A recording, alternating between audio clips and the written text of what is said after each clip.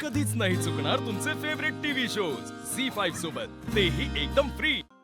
देवा ब्राह्मणांच्या साक्षीनं आपतेष्टानं बोलावून कुठल्याही प्रकारची कमी ठेवायची नाहीये तिच्या लग्नात मला. असं लग्न पंचक्रोशीत कुठेही झालं नसेल असा सोहळा रंगवायचा आहे मला आमच्या घरात.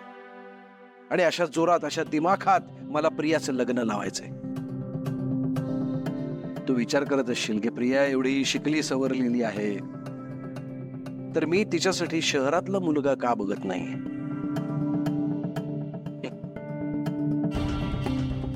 नंदी, तुम्ही सगळेच मला आता जवळचे आहात, या घरातले आहात, म्हणून तुला एक गोष्ट सांग.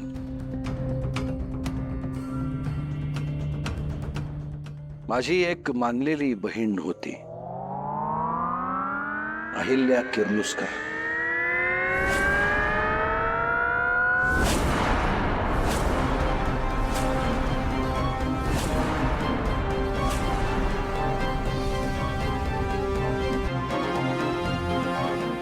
तिला सुद्धा एक मुलगा आवडायचा. म्हणाली मला याच्याशीच लग्न करायचंय. मी पुढाकार घेऊन तिचं लग्न लावून दिलं. मला वाटलं होतं अहिल्या लग्नानंतर इथेच थांबेल. अहिल्याला व्यवहार व्यापार यातलं काही सुद्धा कळत नव्हतं, कशाची कल्पनाही नव्हती. पण तिच्या डोळ्यात काहीतरी मोठं करून दाखवण्याची जिद्द मात्र होती. आणि त्याच जिद्दीसाठी मी तिला सगळं शिकवलं. सख्या बहिणीपेक्षा जास्त सगळं ज्ञान दिलं. ती गेली तिच्या नवऱ्याच्या मागे तिची स्वप्न पूर्ण करण्यासाठी, मला इथंच सोडून. तिच्या मागे तिच्या भावाचं काय होईल याचा विचारही न करता मी तिला खूप थांबवण्याचा प्रयत्न केला. समजावलं, विनंत्या केल्या, हात जोडले, पाया पडलो. मरेपर्यंत तुझ्या बरोबरच राहीन असं म्हणायची, पण नवरा आणि भाऊ यामध्ये निवड करण्यामध्ये तिने गल्लत केली. तिनं विश्वासघात केला माझा. त्यानंतर मी तिचं तोंड कधीच पाहिलं नाही, पाहणारही नाही. भावा बहिणीमधलं नातं तिनं तोडून टाकलं. मला माझ्या प्रियाला आता गमवायचं नाहीये. आणि म्हणूनच मी तिच्यासाठी शहरातला मुलगा कधी पाहिला नाही. प्रियाच्या बाबतीत मला कुणावरही विश्वास ठेवावा असं वाटत नाही.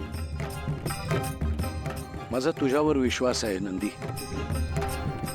या घराची अब्रू वाचवण्यासाठी 2 वेळेला तू धावून आलायस. नंदी, माझ्या प्रियाच्या लग्नामध्ये मला तुझी मदत लागणार. एकटा प्रताप कुठे कुठे धावणार, काय काय पाहणार. मला तुझ्याकडून वचन हवंय, माझ्या प्रियाच्या लग्नात तू मला मदत करशील.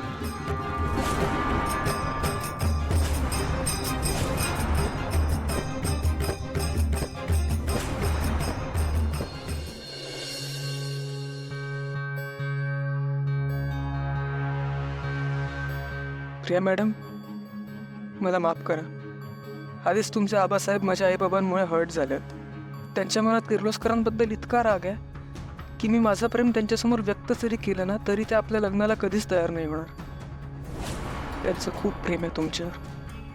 तुमच्या लग्नाबद्दल त्यांची काही स्वप्न आहेत आणि त्यांच्या स्वप्नांना तोडायचा मला अधिकार नाही. ह्यापुढे तेच होईल जे आबासाहेबांना योग्य वाटेल. मला वाटलंच होतं तू माझी साथ देशील. नंदी, तू माझ्या मुलासारखा आहेस. या आधी सुद्धा 2 वेळेला तू अगदी माझा मुलगा असल्यासारखी या घराची जबाबदारी सांभाळली आहेस. या घराचा स्वाभिमान ढळू दिला नाहीयेस. तू मला निराश करणार नाहीस याबद्दल खात्री वाटते मला. आणि हे बघ नंदी, एकदा का प्रियाचं लग्न झालं ना की आपण तुझंही लग्न तितक्याच धूमधडाक्यात करूया. आता हा प्रीतम आयुष्यात कधीच लग्न नाही करणार आबासाहेब. बरं, तू मला भेटायला कशासाठी आला होतास ते नाही सांगितलंस. काही नाही आबा, सहज आलो होतो खरंच. आबासाहेब, तुम्हाला वचन देतो की प्रिया मॅडमचं लग्न निर्विघ्न पार पडलं. सॉरी, चुकला हातात. येतो. बरं, तू जेवलास का? जेवून झोप, उपाशी पोटी झोपू नकोस. वापस.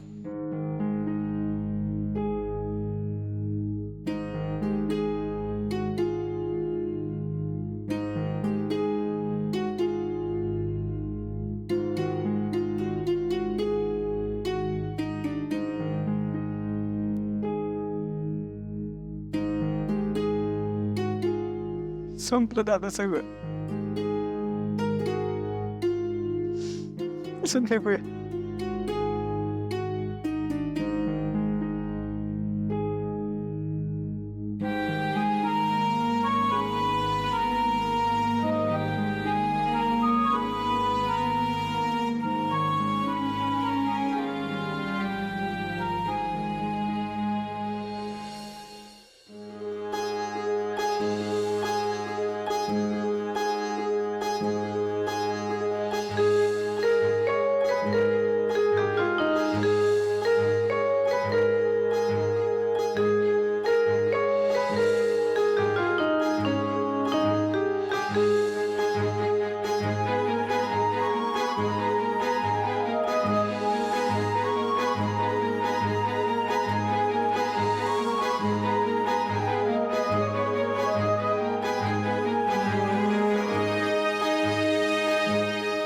जय मॅडम, माफ करा मला.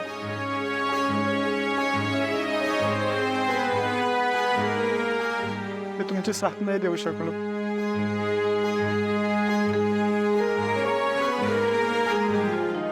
दूर चाललोय मी, खूप दूर. तसं वचनच दिलं मी आबासाहेबांना, तुमचं लग्न निर्विघ्नपणे पार पाडेल म्हणून.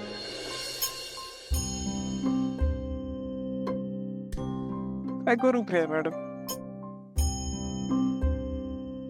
नाईलाज होता ना माझं पण.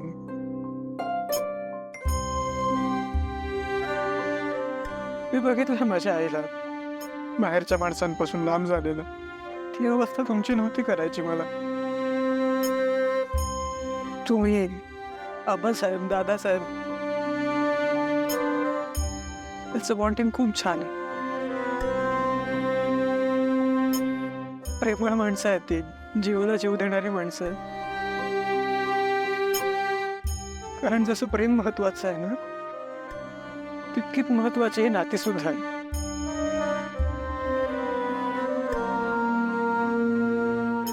म्हणून तुम्ही त्यांना दुखवू नका. ती म्हणतील तिथे लग्न करा. आपला प्रवास इथपर्यंतच होता प्रिया मॅडम. या जन्मी नाही तर पुढच्या जन्मी, किमान पुढच्या जन्मी तरी सोबत असू. खुश राहा, आनंदी राहा. आणि सगळं तर मला माफ करा.